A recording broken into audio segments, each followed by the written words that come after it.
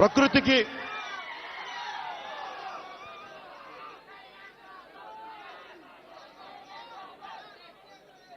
ఐదు సంవత్సరాల్లో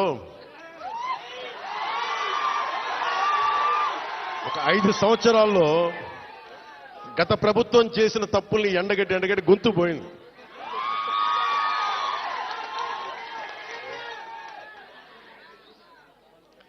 ఈ రోజున నేను మీకు ఒకటే మాటిస్తున్నా, మీకోసం నిరంతరం పనిచేయడానికి నేను ఉన్నాం.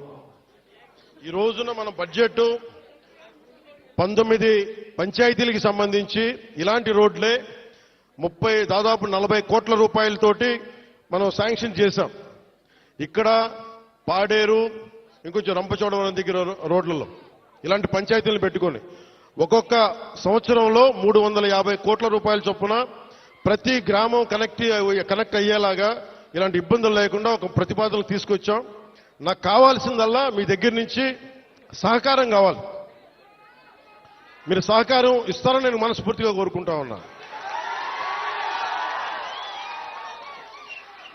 ఎందుకంటే మనం విజయనగరం జిల్లా చూస్తా ఉంటే, ఉమ్మడి విజయనగరం జిల్లా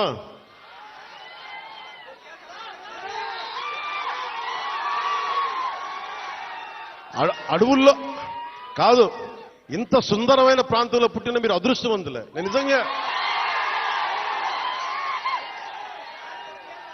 నా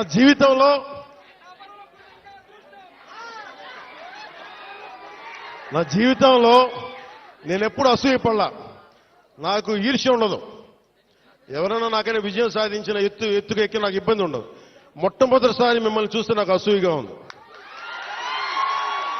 ఇంత చక్కటి ప్రకృతి మధ్య మీరు బతుకుతూ నాకు అసూయ కలిగిస్తూ ఉన్నారు.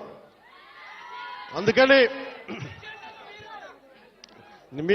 మీకు నాకు గుడొద్దు, బడి కావాలి మనందరికీ. ముందు చదువు ఉంటేనే భగవంతుడు గుర్తొస్తాడు, బడి ఉన్న చోట గుడి వస్తుంది. అందుకని నేను మీకు నిరంతరం మీకు అందుబాటులో ఉంటాను. కలెక్టర్ గారికి కూడా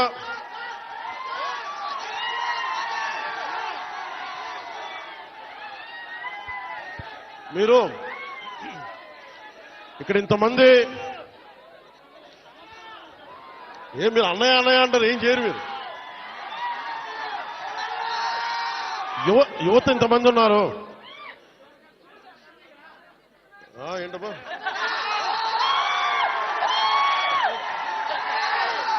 యువత ఇంతమంది ఉన్నారు. నేను కోరుకునేదల్లా మీకోసం పనిచేసేవాడు ఒకడు కావాలి.